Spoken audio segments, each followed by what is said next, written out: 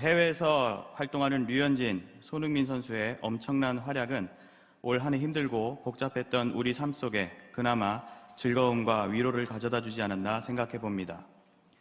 아무튼 이 두 선수가 경기에서 좋은 활약을 하던 날 인터뷰를 들어보면 두 선수가 공통적으로 하는 말이 있습니다. 손흥민 선수는 동료들의 도움 속에 좋은 골을 넣을 수 있었다고 하는 것과 류현진 선수는 동료들의 득점 지원 속에 편안하게 던질 수 있었다는 식의 대답을 할 때가 많이 있습니다. 주인공이나 다름없는 그날 경기만큼은 자신을 중심으로 말할 수도 있지만 팀 분위기가 좋았다며 공을 동료들에게 돌리는 멋진 답변인 것 같습니다. 연말에 하는 시상식을 봐도 수상자들이 그 자리에 서도록 함께하며 도와주신 분들의 이름을 빠짐없이 열거하는 것도 비슷한 맥락인 것 같습니다. 그런데 사실 그것은 단순히 립 서비스가 아니라 당연한 말이기도 합니다. 주목을 받거나 혹은 무슨 일을 앞장서서 하는 사람들은 그 자리에 있기까지 많은 사람들의 도움과 지지가 있어야만 가능한 것이고 그러한 사실을 늘 기억할 필요가 있습니다. 내가 아무리 잘한다 하더라도 결국 팀 분위기가 좋고 수비수의 든든한 방어와 미드필더의 움직임 그리고 볼 공급이 있어야만 득점이 가능한 것입니다. 오늘 본문의 사도 바울도 복음 전파의 사명을 감당하는 전도자로서 자신의 사역을 스스로의 것으로만 여기지 않고 마음을 함께하고 힘이 되는 사람들에게 감사와 당부의 인사를 전하고 있습니다. 그것은 단순한 인사일 수도 있지만 이 시대의 전도자들을 협력하는 우리들이 가져야 할 훌륭한 모범들로서 제시되며 가치를 발휘합니다. 이 시간에는 본문 속 바울이 로마 교회의 성도들에게 전했던 감사와 당부의 인사를 살펴보는 가운데 세계 곳곳에서 복음을 전하는 선교사님들을 후원하고 응원하는 우리들이 보내는 선교사로서 어떠한 자세를 갖춰야 하는지 함께 상고해 보고자 합니다. 첫째로 보내는 선교사인 성도는 교회와 전도자를 전심으로 돕는 든든한 동역자가 되어야 합니다. 다 함께 본문 1절에서 5절 상반절 교회에도 문안하라 부분까지의 말씀을 함께 봉독하겠습니다. 내가 갱그레아 교회의 일꾼으로 있는 우리 자매 베베를 너희에게 추천하노니 너희는 주 안에서 성도들의 합당한 예절로 그를 영접하고 무엇이든지 그에게 소용되는 바를 도와줄지니 이는 그가 여러 사람과 나의 보호자가 되었음이라. 너희는 그리스도 예수 안에서 나의 동역자들인 브리스가와 아굴라에게 문안하라. 그들은 내 목숨을 위하여 자기들의 목까지도 내놓았나니 나뿐 아니라 이방인의 모든 교회도 그들에게 감사하느니라. 또 저희 집에 있는 교회도 문안하라. 아멘. 1절에서 바울은 성도들에게 겐그레아 교회의 일꾼으로 있는 우리 자매 베베를 너희에게 추천한다고 하였습니다. 겐그레아는 고린도 동남쪽 8km 지점에 위치한 마을로 고린도와 같이 번성한 항구 도시입니다.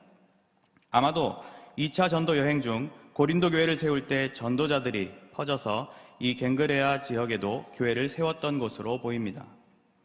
아무튼 이 교회에 베베라는 여성 일꾼이 있었는데 여기서 일꾼은 헬라어로 디아코노스로서 그리스도의 종이라는 개념과 동시에 집사 직분을 가리키기도 합니다. 베베라는 인물이 그 이름이 이방 신화에서 기원을 두고 있다는 점에서 이 여인은 개종한 여인일 가능성이 높은데 교회의 일꾼, 집사라고 불릴 정도면 지도자까진 아니었지만 아마도 디모데전서 3장 11절에서 말하는 집사의 자격인 정숙하고 모함하지 아니하며 절제하며 모든 일에 충성된 자였을 것입니다. 또한 2절 후반부에 보면 그가 여러 사람과 나의 보호자가 되었다고 하였는데 여기서 보호자는 프로스타티스라는 단어로 부유하고 유력한 사람일 가능성이 있습니다. 무엇보다도 그녀는 열의를 갖고 복음과 복음 전도자 그리고 교회를 위해 물질과 시간과 몸을 다해 희생하고 헌신했던 주님의 종이었음을 짐작할 수 있습니다. 이러한 베베는 로마로 가고 있었고 바울의 편지를 전하려고 했던 것 같습니다. 바울은 이 여인을 적극적으로 추천하며 주 안에서 합당한 예절로 영접하고 필요한 것을 도와달라고 부탁을 합니다. 이어서 3절에서 바울은 자신의 동역자들인 브리스가와 아굴라에게 문안할 것을 전합니다. 그들은 바울의 목숨을 위하여 자기들의 목까지도 내놓은 인물로 소개되며 바울뿐 아니라 이방인의 모든 교회도 그들에게 감사한다고 합니다. 비교적 우리가 자주 들어본 이 두 사람은 바울의 사역 가운데 꽤 여러 시간을 함께한 부부입니다. 그들은 본래 로마 출신이었지만 글라우디오 황제의 명령으로 추방을 받아 고린도에 정착하는 가운데 바울과 함께 거주하기도 하고 장막을 만들며 복음 사역에 큰 힘이 되었습니다. 이 두 부부는 에베소에서도 교회를 섬긴 일이 있었고 본문의 소개처럼 다시 로마도 방문하여 교회를 돌보았던 것으로 보입니다. 더욱이 그들은 자신들의 목까지도 내놓았다 하는데 이는 아마도 사도행전 18, 19장에 각각 등장하는 고린도, 에베소에서의 폭동과 연관된 일로 추정됩니다. 전도자의 목숨을 위해 자신의 목숨도 아끼지 않아 온 교회가 감사했던 참으로 신실한 동역자였던 것입니다. 그리고 5절 상반절 저희 집에 있는 교회도 문안하라는 말에서 볼 수 있듯 이 부분은 로마에 있는 그들의 처소를 성도들의 예배와 친교의 장소로 제공하였음을 알 수 있습니다. 바울은 이 신실한 부부를 문안하며 사랑으로 반겨줄 것을 당부하는 것입니다. 우리는 잠시나마 본문에 등장하는 베베 그리고 브리스가 아굴라 부부를 접할 때 단순한 문안 인사로 가볍게 볼 것이 아니라 우리가 감당해야 할 선교의 모습이 과연 어떠해야 하는지 진지하게 생각해 볼 필요가 있습니다. 과연 우리는 선교라는 것을 어떠한 자세로서 임하고 있습니까?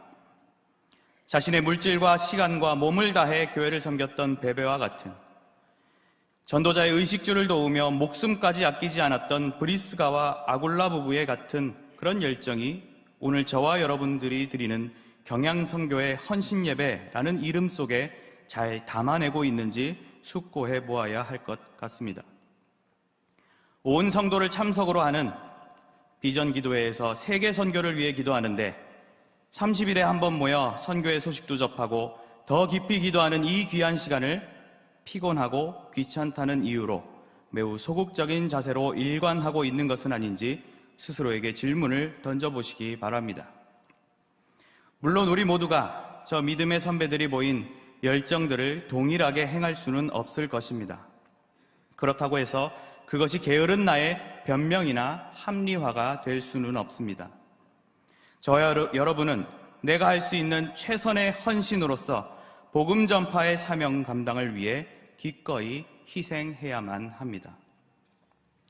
직접 일선에 서서 진두지휘할 수 없다고 그저 물러서 있기만 할 것이 아니라 바울의 당부를 받았던 로마 교회의 성도들과 같이 나보다 앞서 복음 전파와 교회 운동을 위해 힘쓰는 이들을 위해 합당한 예절로 영접하고 무엇이든 필요한 바를 도와주며 문안하는 적극적인 협력자의 모습을 갖춰 나가시기 바랍니다. 매일의 기도 속에 선교를 위한 기도를, 매일의 생활 속에서 선교를 위한 희생을 고민하시며 감당하시기 바랍니다. 그러한 모습이 보내는 선교사로서 가치 있는 일임을 기억하면서 교회와 전도자를 긴밀함과 전심으로 돕는 든든한 동역의 성도님들이 되시길 간절히 바랍니다. 둘째로, 보내는 선교사인 성도는 주 안에 한 몸을 이루며 교제하는 사랑의 공동체를 이루어야 합니다. 다 함께 본문 5절 하반절 내가 사랑하는부터 16절까지의 말씀을 함께 봉독하겠습니다. 내가 사랑하는 에베네도에게 문안하라. 그는 아시아에서 그리스도께 처음 맺은 열매니라. 너희를 위하여 많이 수고한 마리아에게 문안하라.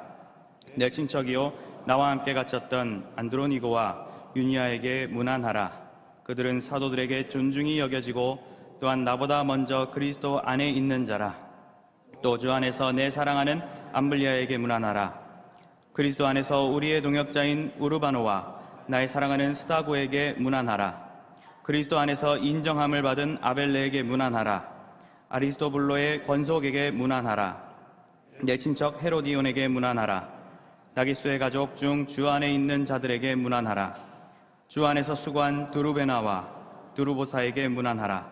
주 안에서 많이 수고하고 사랑하는 버시에게 문안하라. 주 안에서 택하심을 입은 루포와 그의 어머니에게 문안하라. 그의 어머니는 곧 내 어머니니라. 아순그리도와 블레곤과 허메와 바드로바와 허마와 및 그들과 함께 있는 형제들에게 문안하라. 빌롤로고와 율리아와 또 네레고와 그의 자매와 올름바와 그들과 함께 있는 모든 성도에게 문안하라. 너희가 거룩하게 입맞춤으로 서로 문안하라. 그리스도의 모든 교회가 다 너희에게 문안하느니라. 아멘. 이제 바울은 로마의 교인들을 향해 인사를 이어갑니다. 먼저 사랑하는 에베네도를 언급하며 아시아에서 그리스도께 처음 맺은 열매란 소개와 문안을 청합니다. 여기서 아시아는 에베소 지역을 가리키는데 에베네도는 이곳에서 바울이 3년간의 복음 전파 사역 가운데 처음 복음을 받아들인 사람인 것으로 보입니다. 여기서 주목할 것은 그리스도께 맺은 열매라는 사실입니다. 에베네도의 회심은 바울의 개인적 이익이나 명예에 도움이 된 것이 아니라 오직 그리스도께 마땅히 돌아가야 할 영광의 결실이었습니다. 이어서 6절에서 바울은 마리아를 문안하라 언급하면서 너희를 위하여 많이 수고한 사람으로 소개하는데 그녀가 어떤 인물인지 또 어떤 수고를 하였는지는 자세히 나와 있지 않습니다. 비록 우리에게는 상세한 설명이 제공되지 않지만 분명히 그만큼 바울과 로마 교회 교인들 사이에만 공감하는 그녀의 분명하고도 큰 수고를 느낄 수 있습니다. 7절에서는 안드로니고와 유니아가 언급되는데 이들이 친척이라는 말은 혈육이라기보다는 좀 더 넓은 의미인 동족, 즉 유대인이란 의미로 대부분 해석합니다. 또한 이들이 바울과 함께 갇혔다는 것도 실제 투옥을 한 것인지 투옥 중인 바울의 경험과 심경을 깊이 공유한 것인지 알 수는 없지만 분명한 것은 바울의 상황을 잘 알고 마음으로 함께한 사람들임을 알 수 있습니다. 특별히 그들은 사도들에게 존중을 받고 바울보다 먼저 그리스도 안에 있는 자라고 소개되는데 신앙이 깊고 오래된 인물들로 보입니다. 8절 바울의 사랑하는 사람으로 소개되는 암블리아는 카타콤에서 그 이름이 발견되는데 동역자로 소개되는 9절의 우르바노와 더불어 로마에서 흔한 노예의 이름이라고 합니다. 반면 9절의 스타구라는 이름은 흔하지 않은 이름인데 로마의 황족 중에 발견된 적이 있어 황실에 속한 고위층의 사람일 가능성이 있습니다. 10절의 아벨레는 인정함을 받았다고 하는데 여기서 인정함을 나타내는 도키모스라는 용어는 시험이나 연단을 극복하여 인정을 받은 의미를 담고 있습니다. 즉 극심한 역경을 믿음으로 이겨내 존경받는 신앙인이었던 것 같습니다. 이어서 등장하는 아리스토블로는 헤롯 대왕의 손자이자 아그리파 1세의 형제로 추정되는데 그에게 속한 권속이 있다는 점에서 그는 상류층이고 그에게 속한 가족과 노예들이 교회의 일원이었음을 알 수 있습니다. 또 뒤이어 등장하는 헤로디온도 그 배치나 또 헤롯 가문의 이름이란 점에서 유력한 인물로 예상됩니다. 나기수는 본래 황제의 노예로 있다가 해방을 얻고 자유인으로서 부를 축적한 인물로 전해지는데 그에게 속한 권속들이 믿음을 잘 소유했음을 보게 됩니다. 12절에 드루베나와 드루보사는 자매 혹은 쌍둥이이며 귀족 계층일 것이라 평가받으며 또 버시란 인물은 많이 수고하고 사랑한다고 강조하고 있는데 그 시제가 과거란 점을 보아 나이 많은 여인으로 보기도 합니다.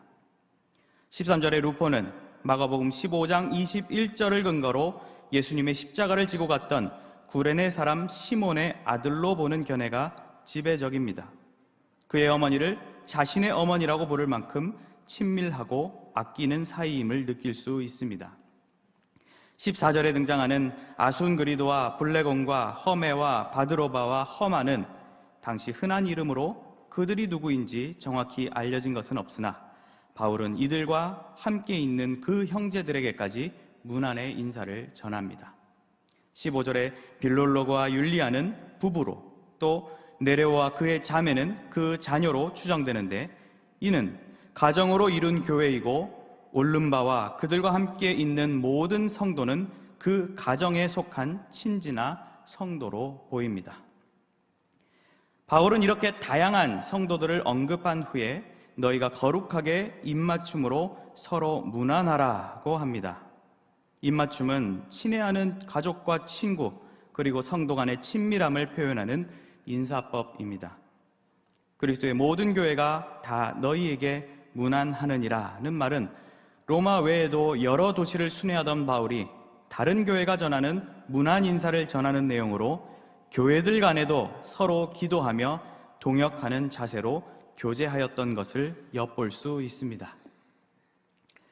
제가 본문 속 여러 사람들을 일일이 소개해드리긴 했지만 사실 이 부분에 관한 해석들은 제각각이고 명확히 전해지는 것이 많지 않습니다. 따라서 이 부분을 통해 무슨 역사적 사실이나 교훈을 얻어내기란 쉽지 않지만 그럼에도 이 명확치 않은 정보 속 그들만의 문안 인사는 저와 여러분이 이들의 관계 속에 좀처럼 비집고 들어가기 어려운 바울과 로마교회 성도들 사이에만 조성된 그들만의 끈끈한 동지애를 더욱 강하게 보여줍니다. 그런 차원에서 미국의 영향력 있는 저술가 팀 켈러 목사님은 16장에 나오는 사람들의 삶에 관해서는 자세히 알려진 바가 거의 없다.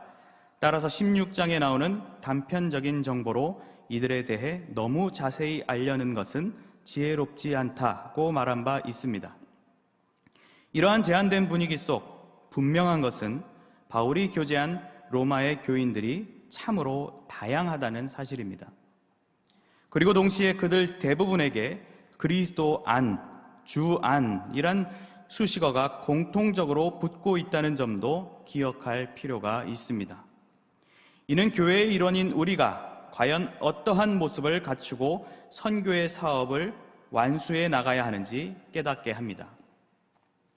우리는 그리스도 안에서 동역하며 존중과 인정을 받으며 수고하는 가운데 서로 사랑하는 자들로서 전도자의 마음을 시원하고도 든든하게 해주는 영적 사령부의 일원이 되어야 할 것입니다.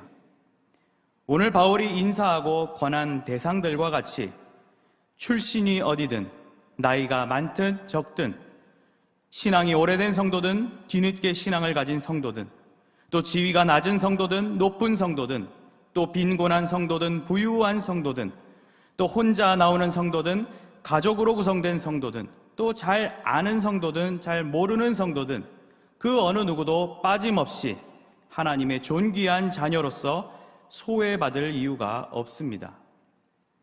그리스도 안에 속한 자들로서 진리 안에 한 몸을 이루며 존중하는 친밀하고 아름다운 공동체를 만들어야 합니다. 교회 공동체 속에서 잡음과 어려움이 생기지 아니하도록 서로를 돌아보시며 위하여 기도할 줄 아는 믿음의 동역자로 서 있으시기 바랍니다. 그러한 모습이 보내는 선교사로서 기본적인 요소임을 기억하면서 진리이신 그리스도 안에 한 몸을 이루며 교제하는 사랑의 공동체를 이루시는 성도님들이 되시길 간절히 바랍니다. 셋째로 보내는 선교사인 성도는 선을 추구하고 악에서 떠나 주님께서 주시는 승리를 누려야 합니다. 다 함께 본문 17절에서 20절까지의 말씀을 함께 봉독하겠습니다. 형제들아, 내가 너희를 권하노니 너희가 배운 교훈을 거슬러 분쟁을 일으키거나 거치게 하는 자들을 살피고 그들에게서 떠나라. 이 같은 자들은 우리 주 그리스도를 섬기지 아니하고 다만 자기들의 배만 섬기나니 교활한 말과 아첨하는 말로 순진한 자들의 마음을 미혹하느니라. 너희의 순종함이 모든 사람에게 들리는지라. 그러므로 내가 너희로 말미암아 기뻐하노니 너희가 선한데 지혜롭고 악한데 미련하기를 원하노라. 평강의 하나님께서 속히 사탄을 너희 발 아래에서 상하게 하시리라. 우리 주 예수의 은혜가 너희에게 있을지어다. 아멘. 이제 사도 바울은 로마의 교인들을 향해 로마서 전체를 마무리하는 가장 중요한 권면을 합니다. 바울은 17절에서 먼저 형제들아 라고 부르며 다시금 분위기를 환기시키고 집중을 유도하고 있습니다.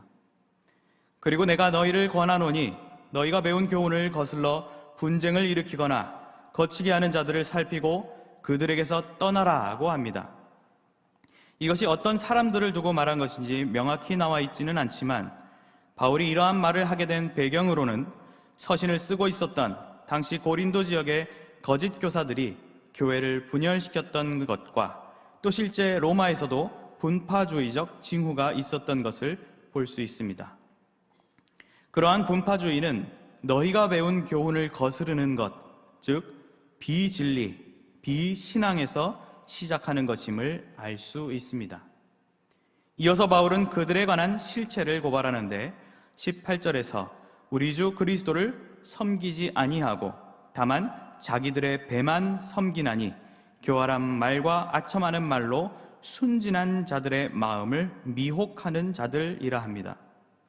그들은 예수 그리스도를 주로 모시지 않고 육신의 쾌락과 또 유익만을 추구하는 자들이고 그 방법으로서 교활한 말과 아첨하는 말로 순진한 자들의 마음을 미혹한다고 합니다. 아담과 하와가 그랬듯 우리 인간은 교활한 말, 듣기 좋은 말 앞에 넘어가기 쉬운 연약한 존재입니다. 그래서 교활한 말, 아첨하는 말은 나도 모르게 접근하여 교묘히 우리를 미혹하는 경우가 많습니다.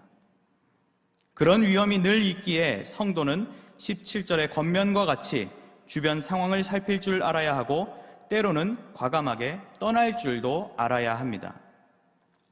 여기서 살피는 것은 군대의 불침번이 부대와 나라를 지키기 위해 불철주야 보초를 서는 듯한 관심과 주의의 의미를 담고 있습니다. 떠나는 것은 분리의 개념이 담긴 멀리함의 의미로 명령형이 사용된 점을 보아 단호함의 성격도 가지고 있습니다.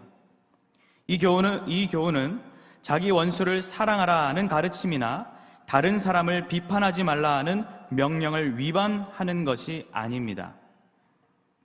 진리를 훼손하며 로마 교회를 부패하게 만들고 성도들 간의 불화를 조장하려는 시도들은 교회의 거룩성을 보존하기 위해 아픔을 감수해서라도 단호히 끊어내고 결별할 줄 아는 용단이 반드시 필요합니다. 바울은 이러한 염려 속에서도 감사한 것은 19절의 소식대로 당시 로마 교인들이 복음에 잘 순종하며 미혹되지 않았던 것입니다. 그 소식으로 인해 바울은 기뻐한다고 하였습니다.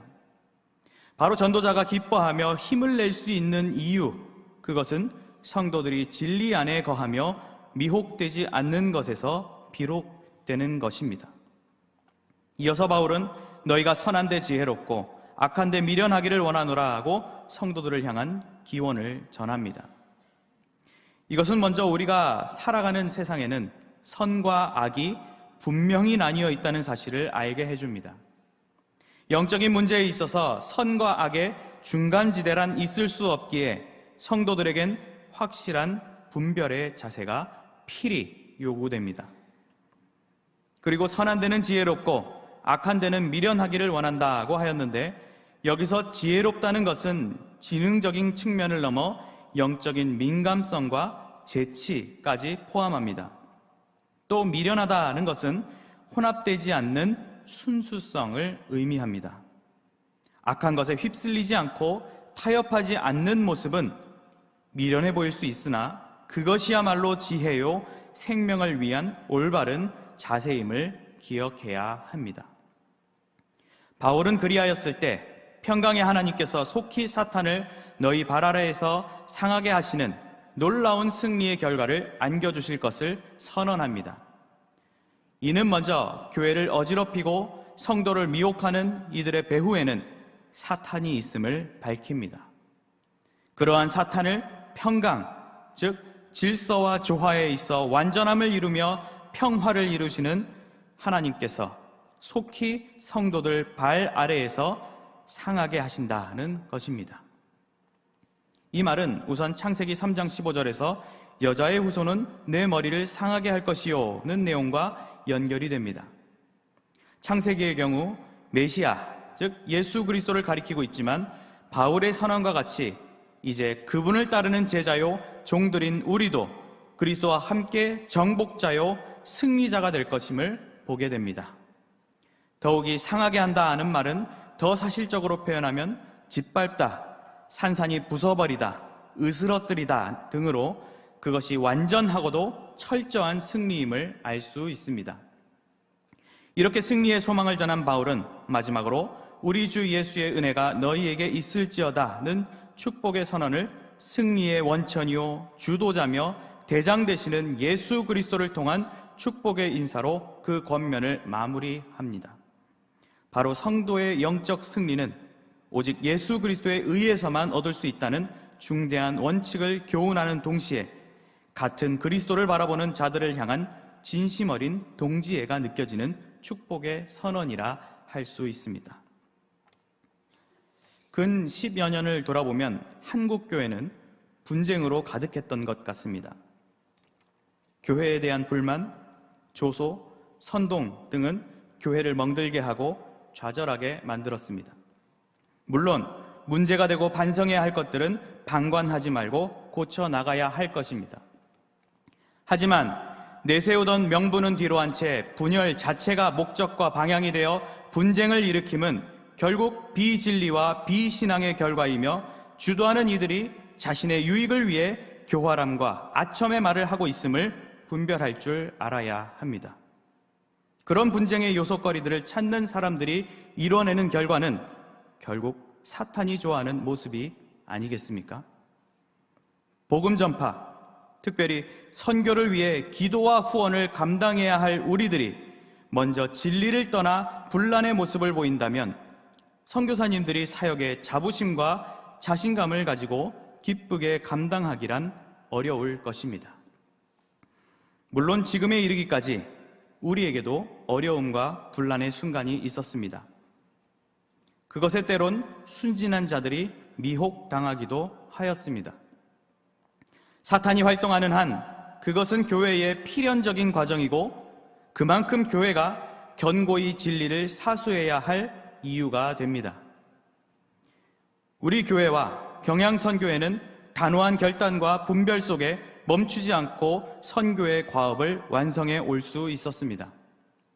그리고 우리가 이것을 잘 계속 지켜나간다면 분명 평강의 하나님께서 속히 대적자들과 그 배후인 사탄을 우리 발 아래에서 철저히 파멸시킬 것입니다. 우리가 반드시 쟁취해야 할 승리를 바라보시면서 진리에서 벗어나 진리를 훼손하려는 자들의 미혹을 분별하여 끊어내는 단호한 신앙의 결기, 구별됨의 기질을 발휘하시기 바랍니다.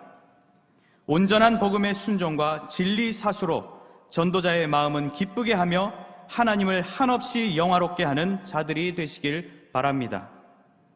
그러한 모습이 보내는 선교사로서 필수적 요소임을 기억하시면서 선을 추구하고 악에서 떠나 주님께서 주시는 승리와 은혜를 누리는 성도들이 되시길 간절히 바랍니다. 사랑하는 성도 여러분, 로마서를 마무리하며 바울이 거론했던 수많은 사람들과 권면을 통해 느낄 수 있는 것은 로마의 교인들이 바울의 사역에 선한 영향과 영감을 가져다준 든든한 동역자란 사실입니다. 바울은 이렇게 다양함 속에 주 안에서 하나가 되어 아름다운 진리 운동을 펼쳐가는 로마의 성도들을 소중히 끌어안았습니다. 서건태 원롱 목사님께서는 로마서 강해에서 이 부분을 두고 이렇게 볼 때 바울의 가슴에는 전 우주와 역사가 담겨 있는 것 같다고 표현하기도 하였습니다. 여러분이 온전한 공동체의 모습과 신앙을 갖추고 있을 때 전도자는 용기를 얻고 그 가슴속 전도의 열망을 불태우며 더 크고 장대한 주님의 구속사를 위해 복음의 전선에 뛰어들게 될 것입니다. 경향교회의 일원으로서 그리스도의 한 몸을 이룸과 또 경향선교회란 이름으로 주님의 역사에 동참하고 있다는 사실에 다시금 자부심과 사명감을 분명하게 소유하시기 바랍니다. 그리고 오늘 살펴본 교훈들을 온전히 겸비하시어 가는 선교사를 진정으로 힘나게 하고 사역에 매진케 하는 세계 선교의 핵심 멤버 보내는 선교사가 되시길 바랍니다. 보내는 선교사로서 교회와 전도자를 전적으로 돕는 든든한 동역자요 주 안에 한 몸을 이루며 교제하는 사랑의 공동체를 이루는 가운데 선을 추구하고 악에서 떠나 주님께서 주시는 승리를 누리고 마는 복음의 일꾼들이 되시길 주님의 이름으로 간절히 축원합니다.